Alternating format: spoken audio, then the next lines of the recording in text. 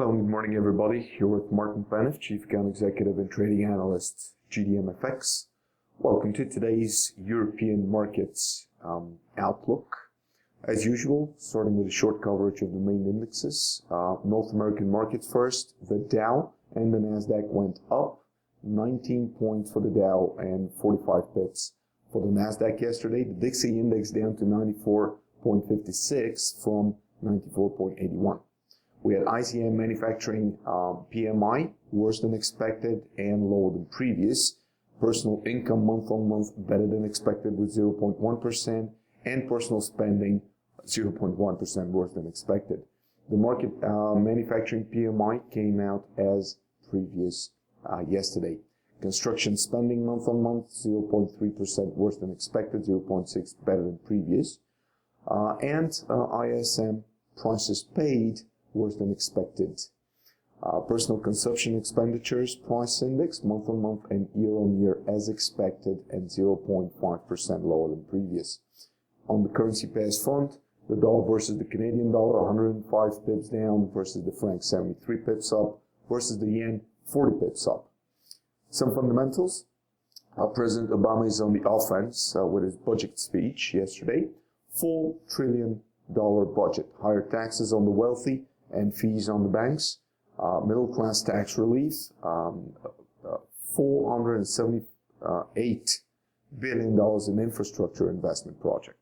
We have projected 2016 deficit of $474 billion, which is around where it is right now. Of course, the Republicans don't agree with it. They will submit their own budget in the next 80 days. He also proposes a 14% one-time tax on overseas earnings and 19% tax on future foreign earnings in order to bring back some of the overseas money back into the U.S. economy.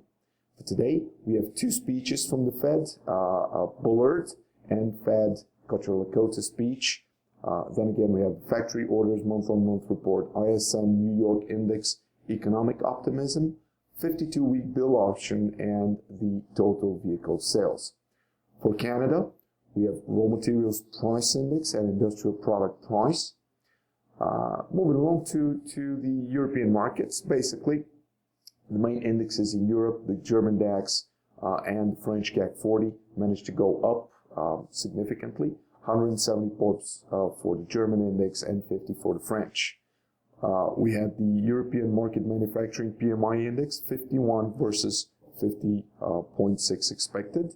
German market manufacturing PMI lower than the expectations.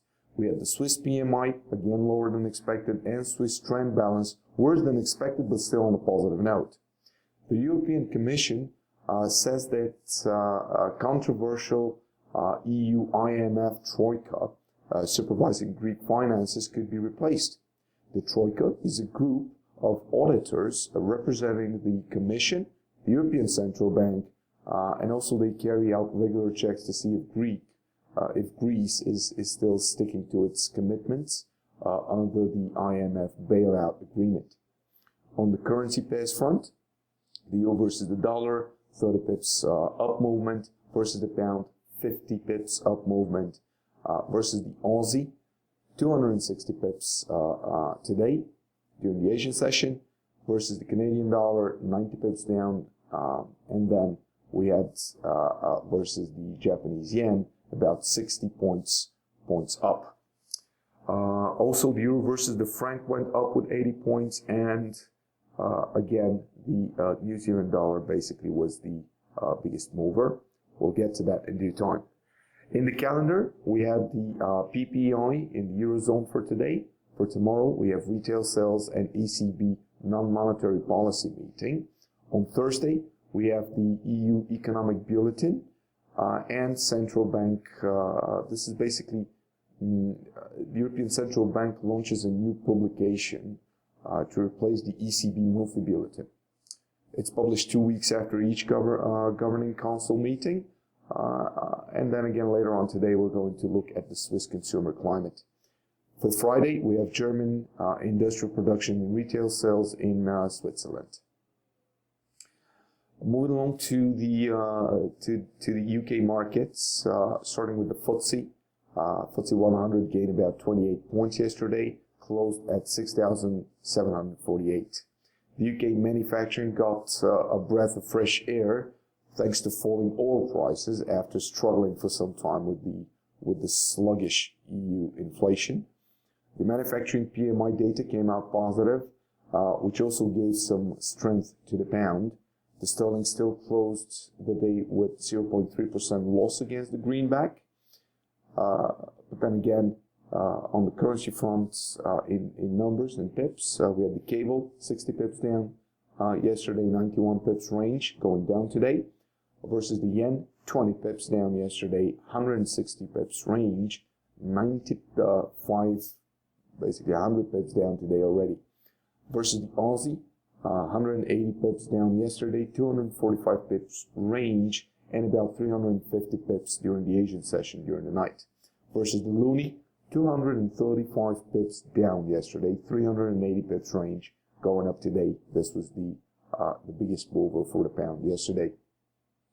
PMI construction outlooks today and Halifax house price reports. These are the events for today. And then we have Bank of England interest rate decision on Thursday. No change expected there. Asset purchase facility again on the Thursday. And then we have trade balance coming up this Friday. Basically, if we look at the pound is still way better performing right after the US dollar. Moving along to the Asian Pacific markets, the Nikkei 225 made a few little steps up around 10 pips and managed to raise around 40 during the Asian session. The Japanese indexes are, with no exception, by the way, all in red. No much movement on the Japanese currency for yesterday's trade. The central bank cuts its benchmark interest rate to a record 2.25%, joining at least 12 monetary authorities that have eased policy this year. This is for the Australian Royal Bank of Australia. A weaker currency will probably be needed to achieve balanced growth in the economy. This is what Governor Stevens said in its statement. The currency started sliding in September along with iron ore, which is Australia's biggest export, and since then has lost about 18% against the greenback. The trade balance for December has shown some quite positive outlooks as well. All Aussie main indexes showed a rather large leap in the green fields. The same goes for China and Hong Kong, and also the New Zealand markets on yesterday's trade. In the currency pairs, the Aussie versus the dollar 200 pips down, versus the euro 320 up, versus the pound 430 up, that's with the range, versus the Japanese yen 230 down, and versus the loonie 300 points down range. The Kiwi dollar has followed with 130 pips down and 250 pips versus the euro. The Royal Bank of New Zealand is also going to come up with employment and unemployment outlooks later on today, followed by its governor, Mr. Wheeler's speech. Moving along to the commodities sector, starting with the S&P 500 index, which is going sideways, no change from yesterday basically. Crude oil price increased yesterday. Overnight, oil futures turned lower in volatile trade on Monday. After that, it showed that manufacturing activity in the U.S. expanded at the slowest pace in 11 months period in January, which is fueling concerns over the health of the economy, of course. The spread between the two, the Brent and the WTI oils futures widened to about $5 a barrel, its biggest since November last year. Oil prices rose in a volatile trading on Monday, with some investors betting a powerful rally from Friday had put a bottom to the 7-month-long rout. WTI had almost $4 range, reached 50.41 per barrel, now at around $50 per barrel. The U.S. natural gas prices declined for the 4th consecutive session on Monday to hit the lowest level in 28 months, despite the snowstorms in the U.S. Natural gas is trading at $2.65 at the moment, had a range of about 10 cents and went down to $2.55 yesterday per British thermal unit. Gold remained in negative territory on Monday, despite data showing that U.S. Personal spending declined for the first time in 20 months in December. Gold had a range of $13, trading at $12.80 as we speak, somewhere there.